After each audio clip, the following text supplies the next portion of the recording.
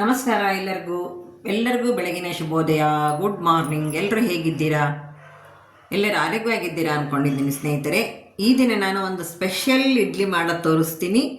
ದಿಢೀರ್ ಅಂತ ಮಾಡೋದು. ಹಾಗೆ ನಾನು ಬಾಳೆದೆಲೆ ಉಪಯೋಗಿಸ್ಕೊಂಡು ಮಾಡ್ತಾ ಇದ್ದೀನಿ.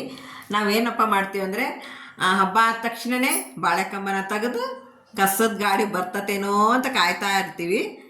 ಕಸದ ಗಾಡಿಗೆ ಹಾಕಿಬಿಡ್ತೀವಲ್ವಾ, ಅದಕ್ಕೆ ಈಗ ಆ ಎಲೆನ ಉಪಯೋಗಿಸ್ಕೊಂಡು ಇಡ್ಲಿನ ಯಾವ ರೀತಿ ಮಾಡೋದು ಅಂದ್ಕೊಂಡು ಹೇಳಿ ತೋರಿಸ್ತಾ ಇದ್ದೀನಿ. ಒಂದು ಹೊಸ ರೀತಿಯ ಒಂದು ವಿಭಿನ್ನ ಶೈಲಿಯ ಇಡ್ಲಿ. ಬನ್ನಿ ಸ್ನೇಹಿತರೆ, ಅದಕ್ಕೆ ಏನೇನು ಪದಾರ್ಥ ಬೇಕು ಅಂತ ನೋಡಿಕೊಂಡು ಬಿಡೋಣ. ನಾನು ಬಾಳೆಕಂಬದಿಂದ ಈ ರೀತಿ ಎಲ್ಲ ಎಲೆಗಳನ್ನು ಕಟ್ ಮಾಡಿ ಇಟ್ಕೊಂಡಿದ್ದೀನಿ ಸ್ನೇಹಿತರೆ. ಈಗ ನಾನು ನೋಡಿ,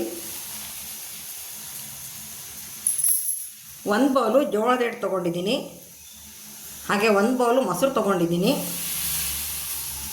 ಒಂದು ಬೌಲು ಚಿರೋಟಿ ರವೆ ತೊಗೊಂಡಿದ್ದೀನಿ. ಈಗ ಇವು ಮೂರನ್ನೂ ಮಿಕ್ಸ್ ಮಾಡಿ ಕಲಸಿಟ್ಬಿಡ್ತೀನಿ ನೋಡಿ. ಮೊದಲಿಗೆ ಒಂದು ಬೌಲ್ಗೆ ಚಿರೋಟಿ ರವೆ ಹಾಕ್ತಾಯಿದ್ದೀನಿ, ಹಾಗೆ ಜೋಳದ ಹಿಟ್ಟು ಹಾಕ್ತಾಯಿದ್ದೀನಿ, ಮೊಸರು ಹಾಕ್ತಾಯಿದ್ದೀನಿ. ಈಗ ಇವನ್ನ ನೀಟಾಗಿ ಮಿಕ್ಸ್ ಮಾಡಿಬಿಡೋಣ ಬನ್ನಿ. ಚೆನ್ನಾಗಿ ಹೀರ್ಕೊಳ್ಳಿದ್ದು ನೋಡಿ, ಗಟ್ಟಿ ಆಯಿತು. ಈಗ ಒಂದು ಸ್ವಲ್ಪ ನಾನು ಒಂದು ಬೌಲ್ನಷ್ಟು ನೀರು ಮಿಕ್ಸ್ ಮಾಡ್ತೀನಿ ನೋಡಿ. ಈಗ ಒಂದು ಬೌಲ್ನಷ್ಟು ನೀರು ಮಿಕ್ಸ್ ಮಾಡಿದ್ದೀನಿ. ರವೆ ಹಾಕಿರೋದ್ರಿಂದ ನೀರು ಅದು ಚೆನ್ನಾಗಿ ಹೀರ್ಕೊಳ್ಳುತ್ತೆ. ರವೆ ಹಾಕಿರೋದ್ರಿಂದ ಇದು ಗಂಟು ಸಹ ಆಗಲ್ಲ. ನಾವು ನೀಟಾಗಿ ಕೈಯಾಡಿ ಒಂದು 10 ನಿಮಿಷ ನೆನೆಕ್ಕೆ ಬಿಟ್ಬಿಡೋಣ. ಈ ರೀತಿ ಕ್ಲೀನಾಗಿ ಕೈಯಾಡಿ ಇಟ್ಟಿದ್ದೀನಿ. ಒಂದು 10 ನಿಮಿಷ ನೆನ್ಕೊಂಬಿಡಲಿ.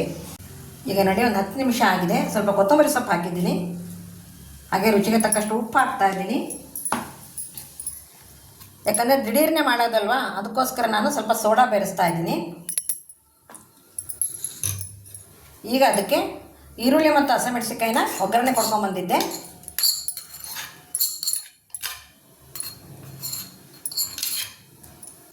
ಅದನ್ನು ಸಹ ಮಿಕ್ಸ್ ಮಾಡಿದ್ದೀನಿ.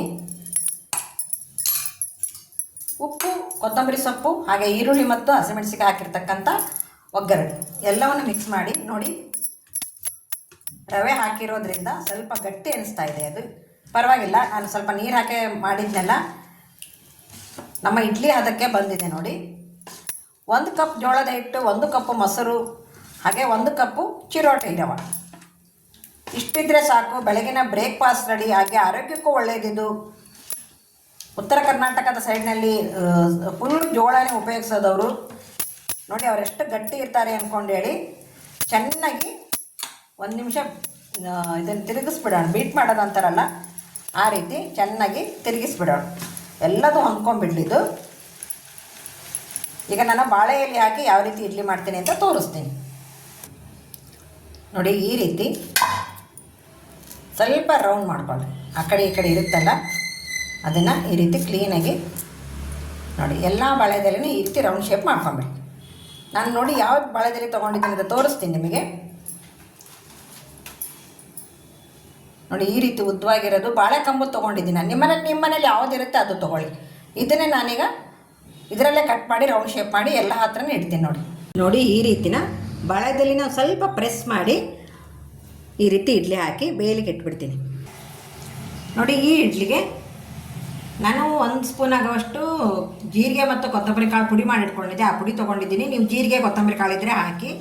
ರುಚಿಗೆ ತಕ್ಕಷ್ಟು ಉಪ್ಪು, ರುಚಿಗೆ ತಕ್ಕಷ್ಟು ಬೆಲ್ಲ, ಕರಿಬೇವು, ಕೊತ್ತಂಬರಿ ಸೊಪ್ಪು, 4 ಹಸಿಮೆಣಸಿನಕಾಯಿನ ಹುರಿದಿಟ್ಕೊಂಡಿದ್ದೀನಿ. ಹಾಗೆ ಒಂದು 6ರಿಂದ 7 ಟೊಮೊಟೊ ಹಣ್ಣನ್ನು ನಾನು ಎಣ್ಣೆ ಹಚ್ಚಿ ಹುರಿದು ಇಟ್ಕೊಂಡಿದ್ದೀನಿ. ಬನ್ನಿ ಇದನ್ನು ಚಟ್ನಿ ಮಾಡ್ಕೊಂಬಂದ್ಬಿಡ್ತೀನಿ ನೋಡಿ. ಇಡ್ಲಿ ಈಗ ಬೆಂದಿದೆ. 5ರಿಂದ 10 ನಿಮಿಷ ಬೇಯಿಸಿದ್ದೆ ನಾನು ನೋಡಿ. ಬಾಳೆದೆಲೆಯ ಸೊಗಡು ಯಾವ ರೀತಿ ಇರುತ್ತೆ ಅಂದ್ಕೊಂಡ್ರೆ ಅಷ್ಟು ಚೆನ್ನಾಗಿ ಘಮ ಅಂತ ಇದೆ. ಹಾಗೆ ನೋಡಿ, ನಿಮ್ಮ ಮನೆಯಲ್ಲಿ ಬಾಳೆದೆಲೆ ಈ ಥರ ಇದ್ದೆ ಅಂದರೆ ಇನ್ಮೇಲೆ ಬಿಸಾಕಕ್ಕೆ ಹೋಗಬೇಡಿ. ಏನಾದರೂ ಒಂದಕ್ಕೆ ಉಪಯೋಗ ಮಾಡ್ಕೊಳ್ಳಿ. ಅದರಲ್ಲೇ ತಾಲಿಪೇಟು ಸಹ ಮಾಡ್ಬೋದು ನೀವು ಸ್ನೇಹಿತರೆ.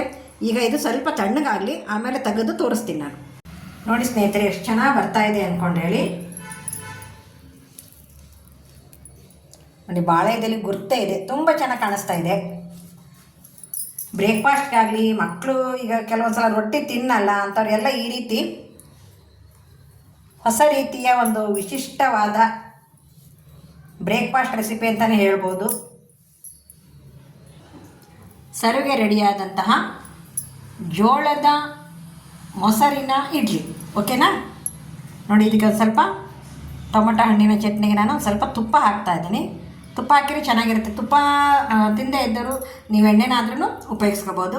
ಸ್ನೇಹಿತರೆ, ಈ ಬ್ರೇಕ್ಫಾಸ್ಟ್ ವಿಡಿಯೋ ನಿಮಗೆ ಇಷ್ಟ ಆಗಿದೆ ಅಂದ್ಕೊತೀನಿ. ಇಷ್ಟವಾದ ತಕ್ಷಣ ದಯವಿಟ್ಟು ಒಂದು ಲೈಕ್ ಮಾಡಿ.